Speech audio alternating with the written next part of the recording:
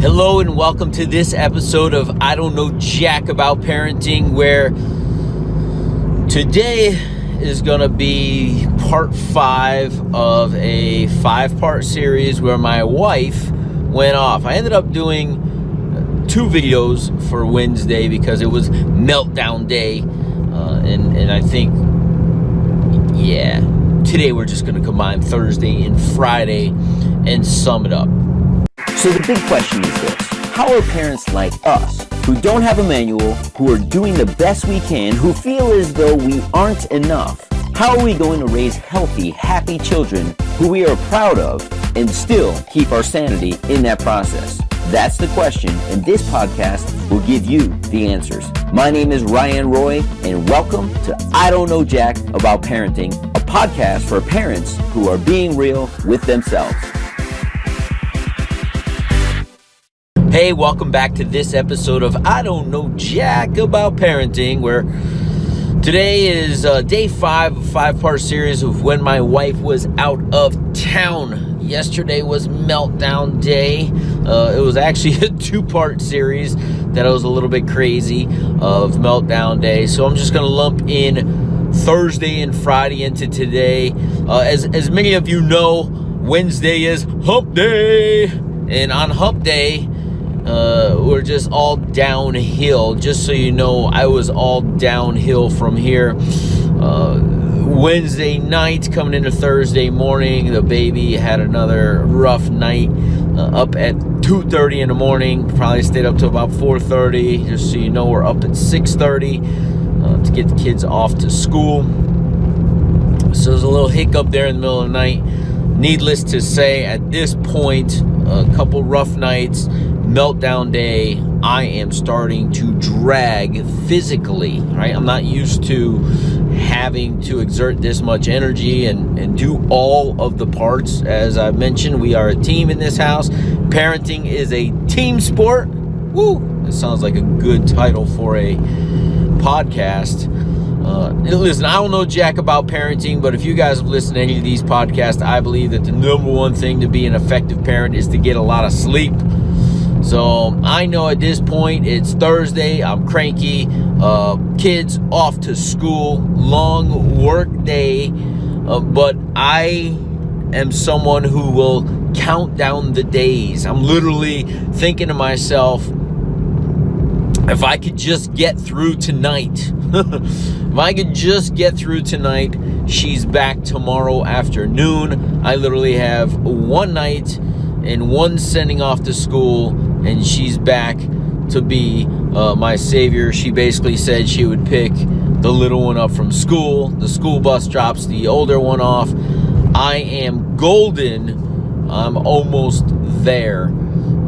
I can see the light at the end of the tunnel, and trust me, I needed to see that light because I am exhausted at this juncture. So I briefly mentioned on Wednesday that we started getting into the Rocky movies.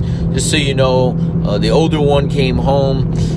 We had finished up the project. We needed to practice the project. Not only do we need to practice the project, we needed the opportunity to practice our spelling words, usually about 3 times in, maximum 4. We need to practice his 20 spelling words, which is a ton of homework, all lumped into one night. So he comes home, we do go for a hike. I do bring the spelling words with me on the hike. We go through the spelling words once on the hike. We go and pick up his brother, same routine. It is a fairly smooth night as he's playing with his brother. We're trying to get another set of words in. Dinner, things are fairly smooth on Thursday night. On the hike also, we talk about his project, and I verbally go through it with him so he doesn't have to see it in case he has to present the next day. We get there.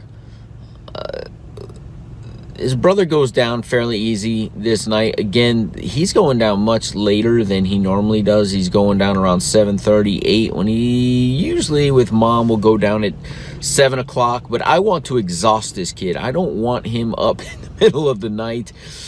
So it's just balancing that, winding him down with still getting the homework in. So right before his brother goes down, we get one last shot of the spelling words in. We've now gone through them 3 times. He's good. Brother's good. Brother goes down, and we get a little bit of bonding time, right? A little wind down time for myself and the older one. And how have we been doing this? I mentioned we've been watching the Rocky movies. There are so many lessons. This is such a well-written series. And the fact that he enjoys it. Now, I remember watching these movies when I was his age. At his age, Rocky 3 had just come out. So it's my favorite. Funny part is it's his least favorite. He couldn't get through like the first 20 minutes. He's like, I don't want to watch this one. Let's watch Rocky V, which I said, that's Rocky 5. He goes, then why did they put a V? So trying to explain Roman numerals to a 7-year-old that'll probably never have to deal with Roman numerals was kind of comical. But we're watching the Rocky series. We get through the night. I feel as though by about, I don't know, 8:30, his brother went down at 8. I said, let's watch the movie up in my room. He's sleeping in our bed. And we both felt like a knockout punch. We were both knocked out. I think by 8:35, I was sound asleep. And that was Thursday. It was past hump day. It was crazy good because we were able to get what we needed done. We thought we'd wind down together and watch a movie, and that just didn't happen. We were both exhausted and fell asleep. It was probably about 1 o'clock in the morning where I turned off the TV and said a little prayer because the other one hadn't gotten up yet. So that brings us to Friday. Text from my wife that she had left Europe. She'd see us in just a little bit as we were getting up is when she had already left a few hours earlier. Send the boys off to school. It was a smooth morning. And it was over. Like, I literally felt as though it was over. By the time my son was to get home, my wife would be on her way, picking up the little one. And I'll say this.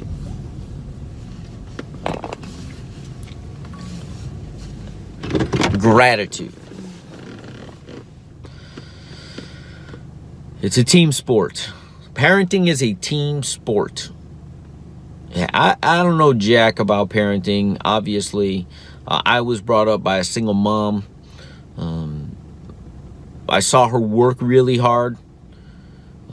I now appreciate the time she did spend with me because I believe it was quality time, which is time I try to spend with my own kids. But grateful for my wife. Ladies out there, that are listening, I try to share with my wife every single day 5 things I'm grateful for. And at the end of this week, I'm grateful for teamwork.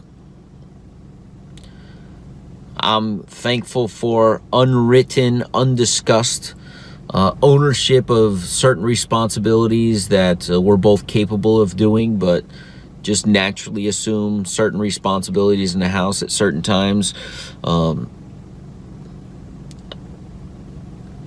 It's just really a blessing. I'm grateful that my wife works for such an amazing company that she's able to go on certain trips and enjoy herself overseas. I'm grateful that I got through the week fairly unscathed. Other than a fat lip on my son from a Matchbox car from his brother. I'm grateful that when she got home, although exhausted, was still ready to have our Friday movie night and pizza night, even though her body clock was way off. And lastly, I'm grateful that the boys welcomed her with open arms as they missed their mother immensely. Although we had a great time with Dad. So that's Friday, and those are the things I'm grateful for. And I'll add this last part because it was early Saturday morning, as the little one, my baby boy, his mom decided to get up because she missed her boys and got up with them, got right back into her routine even though she wasn't. This is what moms do.